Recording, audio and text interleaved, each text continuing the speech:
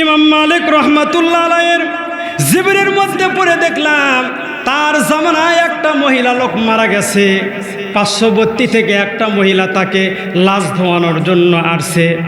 লাশ যখন ধোয়ানো হয়ে গেল, এইবার পেটের মধ্যে প্রসাব পায়খানা আছে কিনা পেটের মধ্যে ঠাসি দেওয়ার পরে চিন্তা করলো, হঠাৎ ওই মহিলাটা পেটে ঠাসি দেওয়ার পর ওই মৃত্যু মহিলার রানের উপর হাত রেখে একটা অনুমান করলো, একটা আন্দাজ করলো, একটা অপবাদ মনে করলো।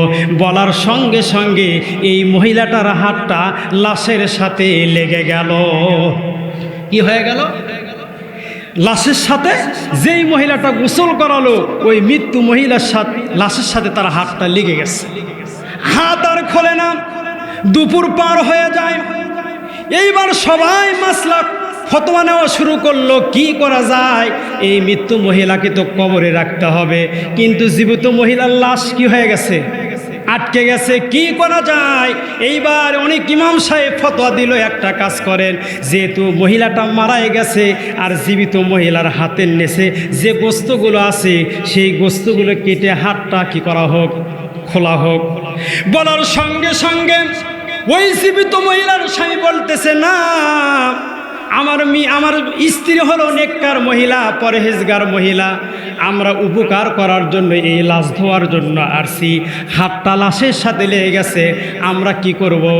আমরা হাতটা অর্থাৎ গোস্তটা কেটে দেবে, এটা আমরা মানব না। হাত কি করবে না? ওরা মানবে না। এইবার যেই লোকটার হাত লাগছে ওই মৃত্যু ব্যক্তির স্বামী বলতেছে, আমার স্ত্রীর গোস্ত কাটতে দেব না। আর ওই জীবিত মহিলার স্বামী বলতেছে, হাত কেটে আমি আমার স্ত্রীর হাতটা উদ্ধার করতেও দেব না। কথা কন ঠিক কিনা? তাহলে এখন হাত খোলার বুদ্ধি কি জানার দরকার আছে না? আমার ভাইরা, দুপুর পার হয়ে যায়, সন্ধ্যা হয়ে যায়, কোনো ফয়সালা হয় না। সেই সময় মদিনার প্রধান বিচারপতি ছিলেন ইমাম মালিক রহমাতুল্লাহ আলাই। তখন সবাই ইমাম মালিক রহমাতুল্লাহ আলাইয়ের কাছে গেলেন। ইমাম মালিক রহমাতুল্লাহ আলাই বললেন, শোনেন, আপনাদের কোনো টেনশন নাই, ওই মহিলাদেরকে পর্দার ভেতর রাখেন, আমি আসতেছি, আমি এর একটা ফয়সালা করে দেব। চিৎকার মেরে বলুন মারহাবা। আপনারা যান, আমি আসতেছি। আমার ভাইরা, এইবার পর্দার ভেতর মহিলা ইমাম মালিক রহমাতুল্লাহ আলাই পর্দার বাহির থেকে প্রশ্ন করতেছে, মহিলা, কি কারণে তোমার হাতটা লাশের সাথে লাগলো, বলো, তুমি কি কিছু করেছো? মহিলা বলতেছে, হুজুর, আমি তো কিছুই করি নাই, আমি উপকার করার জন্য তার লাশটা ধোয়ার জন্য আসছিলাম, কিন্তু লাশ ধোয়া শেষ হওয়ার পর তার পায়ের রানীর সাথে আমার হাতটা লেগে গেছে, আমি তো কিছুই বলি নাই। ইমাম মালিক রহমাতুল্লাহ আলাই বললেন, শোনো, আমার কাছে রাডার আছে, কোরআন এবং হাদিস আছে, কারণ কোরআন হাদিস দেখে আমার কোনো ফতোয়া দেওয়া লাগে না, কোরআন হাদিসের অনেক ফতোয়া আমার মুখস্থ আছে। তোমার কথার সাথে আমার অঙ্ক মিলতেছে না, কি কারণে হাত লাগলো? এর মধ্যে কোনো কারণ আছে। মহিলা স্বীকার হয় না। ইমাম মালিক রহমাতুল্লাহ আলাই অঙ্ক মিলাইতে পারতেছে না। মহিলাকে বারবার বলতেছে, না না, তুমি সত্যিকার বলো, তুমি কিছু করেছো। মহিলা স্বীকার করে না। এবার ইমাম মালিক রহমাতুল্লাহ আলাইহি বললেন, শোনো, আমার আল্লাহ পাক বলেছেন, ওয়াতাম্মাত কালিমাতু রাব্বিকা সিদকাও ওয়া আদলা লা মুবাদ্দিলা লিকালিমাতিহি ওয়া হুয়াস সামিউল আলিম। ইমাম মালিক রহমাতুল্লাহ আলাইহি বলতেছে, এ মহিলা, আমার আল্লাহ পাক এই কোরআনের ভিতর যত আয়াত নাজিল করেছেন, যত কথা বলেছেন, সব কথা হলো সত্য, সব হলো মাধুর্যপূর্ণ, এবং এই কোরআনের যত কথা আল্লাহ বলেছে কিয়ামতের আগ পর্যন্ত একটা কথাও কম বেশি করার কোনো সুযোগ নাই। কিন্তু আমার তো হিসাব মেলে না। বলো বলো, তুমি কি কিছু করেছো? বারবার বলার পর এইবার এই মহিলা বলতেছে, হুজুর, তাহলে শোনেন, আমি যখন তার লাশটা ধোয়াইতেছিলাম, লাশ ধোয়া যখন শেষ হয়ে গেল, আমি যখন তার পায়ের রানের ওপর হাত রাখলাম তখন এই মহিলার ব্যাপারে আমি একটা অনুমান করেছিলাম, সেটা হলো এই মহিলাটা একজন নেককার মিয়া। এই মহিলাকে একদিন আমি একটা পরপুরুষের সাথে রাস্তায় হেঁটে যেতে দেখেছিলাম। কি যেতে দেখেছিলাম? হেঁটে যেতে দেখেছিলাম। কিন্তু এই পুরুষটা এই মহিলার কে এটা তো আমি জানি না। ইমাম মালিক রহমতুল্লাহ আলাইহি বললেন, মহিলারে, যেই পুরুষের সাথে তুমি তাকে দেখেছো ওই পুরুষটা তার স্বামীও হতে পারে। কথা কোন ঠিক কিনা? তার স্বামীও হতে পারে, তার ভাইও হতে পারে, সন্তানও হতে পারে। কিন্তু ওই মহিলার সাথে কে ছিল এটা তুমি না জেনে তুমি একটা অনুমান করলে এই মহিলার ব্যাপারে। কারণ তুমি মনে মনে বলেছিলে তুমি ওপরে দেখতে ভালো কিন্তু তোমার বাহিরটা ভিতরটা খুব খারাপ। এই মহিলার ব্যাপারে তুমি আন্দাজটা করেছিলে, যার কারণে আমার হিসাব এইবার মিলে গেছে। এই জন্যই হয়তো তোমার হাতটা লাশের সাথে, কথা কয় না, এই জন্য মনে হয় এই কাজটা হয়েছে। আমার ভাইরা, এইবার ইমাম মালিক রহমাতুল্লাহ আলাইহি বললেন, শোনো, আমার আল্লাহ পাক বলেন, ওয়ামাইয়াকুসিব খতিয়াতান আও ইসমান সুম্মা ইয়ারবি বিহি বারিআন ফাকাদ ইহতামালা বুহতানাও ওয়া ইসমান মুবিনা। ইমাম মালিক রহমাতুল্লাহ আলাইহি বললেন, শোনো, এমন লোক থাকবে নিজে অপরাধ করবে কিন্তু এই অপরাধ অন্য মানুষের উপর চাপায়া দেবে। এরকম লোক আছে না নাই? নিজে অপরাধ করে সেই অপরাধের দোষ আরেকজনের কাছে চাপায়া দেয়, ও যেন গুনার বোঝা নিয়ে চলতেছে। বলেন তো আমাদের সমাজে এরকম লোক আছে না নাই? মারুন যাই যেমন তার অনুমানও তেমন। একটা লোক সারা রাত চুরি করার পরে ফজরের সময় হাত পা ধুচ্ছে নদীর এক কিনারায়, আর একজন লোক সারা রাত চুরি করে ও হাত পা ধুচ্ছে। এখন যেই ব্যক্তিটা নামাজ পড়বে ও মনে করতেছে আমি শুধু একাই নামাজ পড়ি না, আরও হয়তো এরকম লোক আছে যার কারণে নদীর ওই কিনারায় উজু করতেছে। কথা কোন ঠিক কিনা? আর চোর ও মনে করতেছে শুধু আমি একাই চুরি করি না, আমি চুরি করেছি, হয়তো আর একজন চুরি করে এসে হাত পা ধুচ্ছে।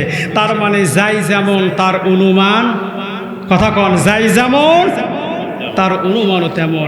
ইমাম মালিক রহমতুল্লাহ আলাইহি বলতেছেন, মহিলা, তার মানে তুমি যে এই খারাপ, হয়তো তোমার মধ্যে এই বদগুণটা আছে, যার কারণে তুমি এই মহিলার ব্যাপারে তুমি আন্দাজটা করেছিলে, অনুমান করেছিলে, তাকে একটা খারাপ অপবাদ দিয়েছিলে। যেই মহিলার সাথে যে পুরুষের সাথে ওই মহিলাটা ছিল সে তার স্বামীও হতে পারে, সন্তানও হতে পারে, ভাইও হতে পারে। এই অপবাদটা তুমি দিয়েছো, যার কারণে আমার বিশ্বাস তোমার হাতটা কি করছে, লাশের সাথে লেগে গেছে। এইবার মহিলা ভয় পাইছে, কান্নাকাটি করতেছে। ইমাম মালিক রহমাতুল্লাহ আলাইহি বললেন, শোনো, কান্নাকাটি করে কোনো লাভ নাই। আমার আল্লাহ পবিত্র কোরআনুল কারীমের ভেতরে বলেছেন, ওয়াল্লাযীনা ইয়ারমুনাল মুহসানাতি সুম্মা লাম ইয়াতু বিআরবা'তি শুহাদা ফাজলিদুহুম সামানিনা জালদা। আল্লাহ পাক বলেন, শোনো, যদি কোনো নেককার মহিলার ব্যাপারে কেউ কোনো খারাপ অপবাদ দেয়, খারাপ অনুমান করে, খারাপ আন্দাজ করে, আর সে যদি 4টি সাক্ষী উপস্থিত করতে না পারে, তাহলে তার কোরআন হাদিসের বিধান হলো তাকে 80টে বেতের আঘাত মারতে হবে। কয়টা? সবাই বলেন কয়টা? এখন তুমি বলো, আমি কি কোরআন দিয়ে বিচার করব? আর যদি তুমি এটা না মানো, তাহলে ওই মৃত মহিলার সাথে তোমাকেও জীবিত অবস্থায় কবরের মধ্যে রাখা লাগবে। তুমি আর দুনিয়ার কোনো মানুষের দেখতে পারবা না। এবার মহিলা তো ভয় পেয়ে গেছে। ইমাম মালিক রহমাতুল্লাহ আলাইহি বলতেছে, শোনো, এই হাত যদি খুলতে হয় তাহলে আল্লাহর কোরআন বিধান হলো তুমি ওই নেককার মহিলার ব্যাপারে একটা অপবাদ দিয়েছো, তোমাকে 80টা বেতের আঘাত দিতে হবে। কয়টা? 80টা।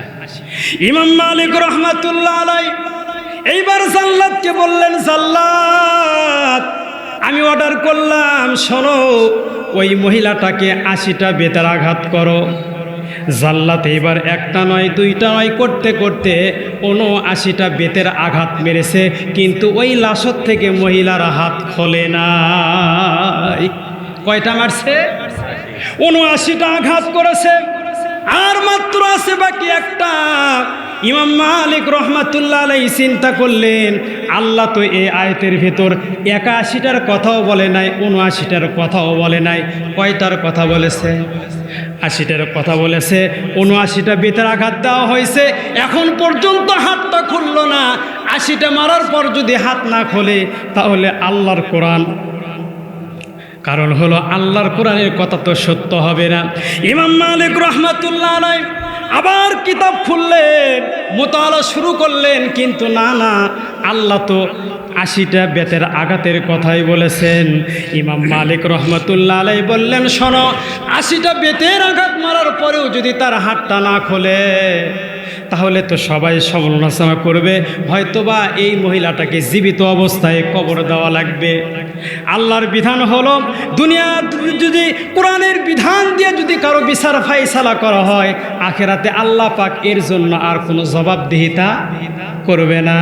যেহেতু কোরআনের দিয়া দুনিয়াতে বিচার ফাইসালা হয়ে গেছে, এইবার ইমাম মালিক রহমাতুল্লাহ আলাইহি বললেন, জাল্লাত আর মাত্র একটা আছে, এই একটা বেতের আঘাত তুমি আমার আল্লাহর নাম দিয়ে শুরু করো। লিল্লাহি তাকবীর। আমার ভাইরা, কিতাবের ভিতর আসছে, এইবার জাল্লাত যখন 80 নাম্বার বেতের আঘাতটা বিসমিল্লাহ আল্লাহু আকবার বলে যেই মাত্র ওই মহিলার গায়ে আঘাত করলেন, সঙ্গে সঙ্গে মহিলার ওই লাশ থেকে হাতটা ছুটে গেল। আল্লাহু আকবার বলে।